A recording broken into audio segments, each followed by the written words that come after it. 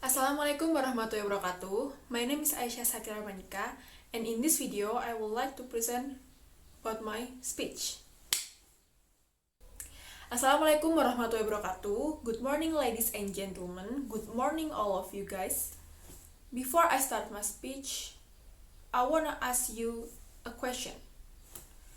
Who knows how long China has oppressed Uyghur Muslims? Okay, it is estimated that China has been oppressing Uyghur Muslims for 10 years now. From matamatapolity.com, China began to monitor ethnic Uyghurs since the 1990s and reached its peak in 2009 due to the ethnic riots between Uyghurs and Hans, one of the ethnicity in China. There is another ethnic Muslim in China, namely Hui, but only Uyghurs that oppressed by China because the ethnicity is not similar to Chinese, such as differences in physical appearance, religion, and lifestyle. Although China has received a lot of criticism from the world community, China is still oppressing Uyghur Muslims now. Okay, this time I would like to present about the reasons why we must stand together with Uyghur Muslims, and I will highlight the 3 reasons. First, this case shows discrimination. Second, this case is including human rights violations. And the last reason is China is still stubborn about Uyghur Muslims. And finally, I will summarize my speech. Okay, the first reason is this case shows discrimination. As we know that the case of Uyghur Muslims occurs because of differences in ethnicity and religion. China oppresses Uyghurs because the majority are Muslim and Chinese are Islamophobic. In addition, their ethnicity is not similar to Chinese, such as physical and cultural characteristics, because the Uyghurs come from the Turks in Central Asia who live on the western border of China. According to the leaked documents released by VOA related to the Uyghur Muslims case, Uyghurs are thought to erase their religion and cultural teachings, and they can get out from the detention camps if their lifestyle is the same as Chinese. Therefore, we must speak out for justice for the Uyghurs by assisting to stop the oppression immediately. Next, let me talk about the second reason, that the oppression has violated human rights. Human rights violations committed by the Chinese government, such as the crime of genocide and restriction on freedom of religion, assembly, education, and so on.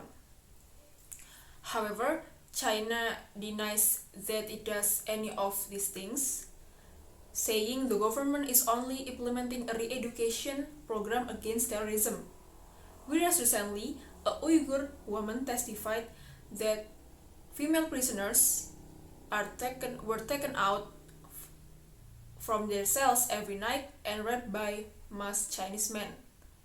There's been international condemnation of China after the BBC reported claims that women in so-called re-education camps for the Uyghur Muslim minority are being raped and tortured. The British and US governments are now calling on Beijing to allow independent investigators into the camps.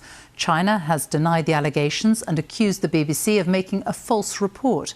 Matthew Hill has spoken to several former detainees for his report, and you may find some of their accounts distressing.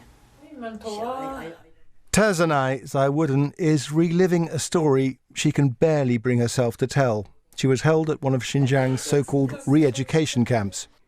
These satellite images show the site where Terzanai says she was held, sharing a cell with 13 other women. She's haunted by one image, masked men coming down a camp corridor like this one after midnight. They were 3 men. Not 1, but 3.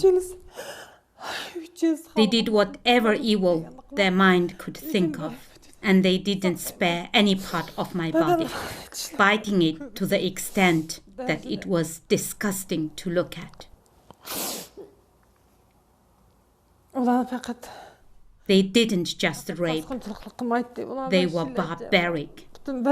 They had bitten all over my body. The US have granted her safe refuge after investigating her claims.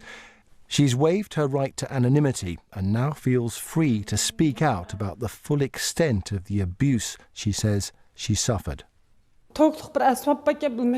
They had an electric baton. I didn't know what it was.